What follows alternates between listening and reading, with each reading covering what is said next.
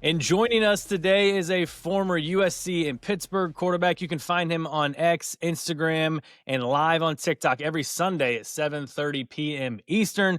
Seriously, guys, the content that he pumps out on the socials, especially during the season, is just remarkable. The other day, he gave us a taste of the latest video out on YouTube where he dives into one question for every single Power Four quarterback. It was, stuff for the sickos out there. He's a current lead college football analyst at ESPN for the ACC network. Max Brown, welcome into the show. What's up, fellas? I appreciate you watching that video. That was a beast to make, all 35 minutes of content. But if you're a quarterback hardo and a college football hardo, I'll put my rep on the line that you'll like that video.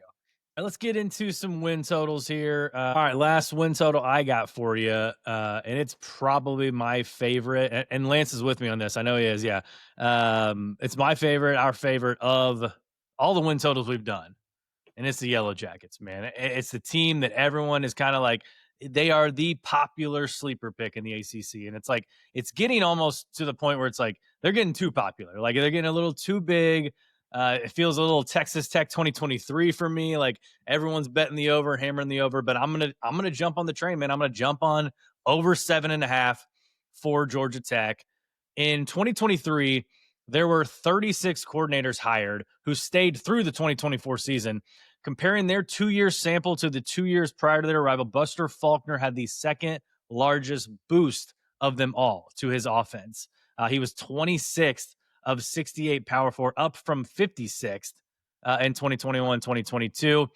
Haynes King's elusiveness out of the backfield contribute to the offensive line being number 3 in sacks allowed. Obviously, I think it's a good offensive line regardless, but it doesn't hurt having Haynes King back there along with Jamal Haynes.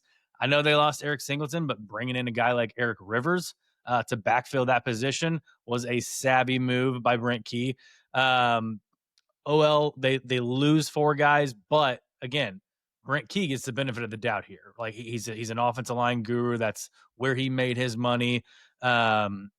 Schedule's much easier than last season. If you remember, they had Notre Dame on that schedule in the non-conference. It's still the 6th toughest in the conference, but you open at Colorado. Again, I think that's another swing game, but like it's not like a Duke Illinois game for me. Like I think I expect Georgia Tech to go into Boulder. They're breaking in a new quarterback in either Caden Salter or Juju Lewis, and obviously they don't have Travis Hunter, the Heisman Trophy winner, there, and distractions always abound in Colorado. I think Georgia Tech wins that game. They get Gardner Webb, they get Temple at home. That's 3. Syracuse and Pitt. I know you're high on Pitt, but like going to Atlanta and going to Bobby Dodd, like that should be W's in my mind for a team like Georgia Tech. Kelly Ford has them favored for 9 games. I know 6 of them are within 1 score, but to me, the bigger thing is I don't see like a game on their schedule that is like a guaranteed like loss. Like you'll see them play Clemson at home, but like, can they beat Clemson at home? Heck yeah. Can they win in Atlanta against Georgia, a team they went to Sanford last year and took to 8 or 9 overtimes? Heck yeah, they can. So personally, I could see them going 10-2, and I could see them winning the regular season ACC crown and playing a team like Clemson for that ACC championship game. I'm on board with why people are buying in. What jumps out of the schedule is just like the month of October, which is the reason it jumps out is there's nothing flashy about it. You have Virginia Tech, Duke, and Syracuse. That's it.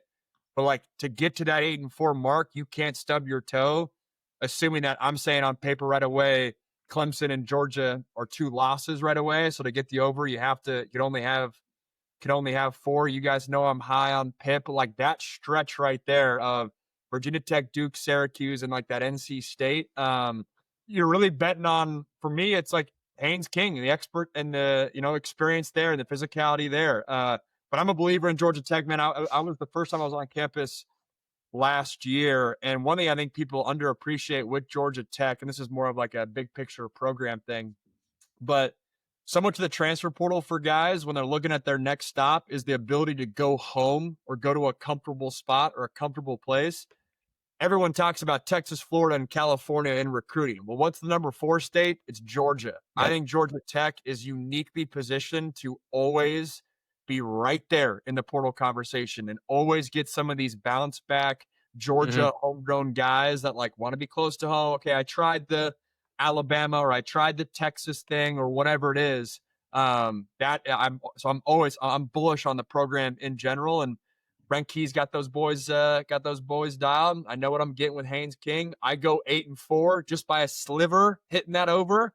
But yeah, I like the Yellow Jackets, and I mean, big picture in the conference. If you said, hey, you can have Miami to make the ACC title game or Georgia Tech, Louisville, and Pitt. I don't know if this is a hot take at all. Maybe I'm getting myself too much credit with those three teams. I'm taking the other three over Miami all day long. Maybe even two. Maybe give me I don't know. I view in my brain, I view Georgia Tech, Louisville, and Pitt in one bucket. So it's hard to split who would be the second team there. But I like those three teams to really press in November for an ACC title berth. Yeah, and two, Max, like this Georgia Tech coaching staff is one of the best in the ACC. The fact that Brent Key was able to keep Buster Faulkner and they gave him an extension, they've got Chris Wanke back again as their quarterback coach, and they brought in defensive backs coach from Texas who's been coaching under old Coach K there at Texas and Blake Gideon. You mentioned the recruiting part. Brent Key was an incredible recruiter under Nick Saban at Alabama and an awesome offensive line coach. My favorite offensive line coach that ever coached under Saban. The O-lines during that time was incredible.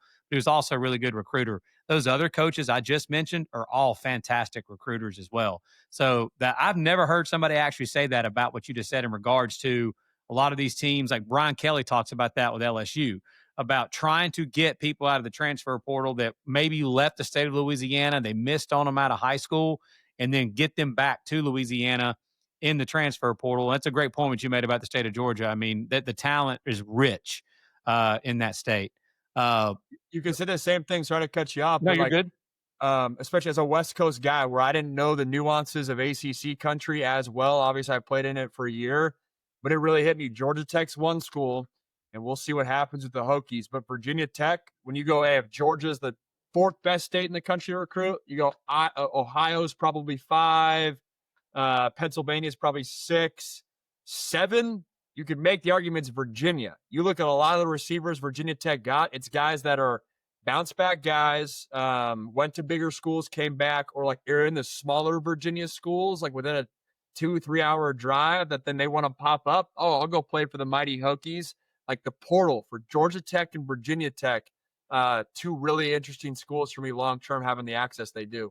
Yeah, that Tidewater Beach District in the state of Virginia is rich in talent. They're like Ohio State, Penn State. A lot of teams around the country go grab guys away from there. That's honestly been a little bit of the problem for Virginia Tech the last few years. It started with Justin Fuente. They didn't get those players anymore that Frank Beamer used to get out of there. Awesome, man. Guys, appreciate you guys listening, watching, tuning in. Or on Apple, Spotify, YouTube. Make sure you go subscribe, like the show, comment, follow us on X, Instagram, TikTok. We love the banter back and forth like you guys are giving to us here. We got, 10 days till season starts. So we're ever so close to college football. For Max Brown and Lance Barton, I'm Tyler Noe. Take care. Have a great rest of your day, and we will see you next time.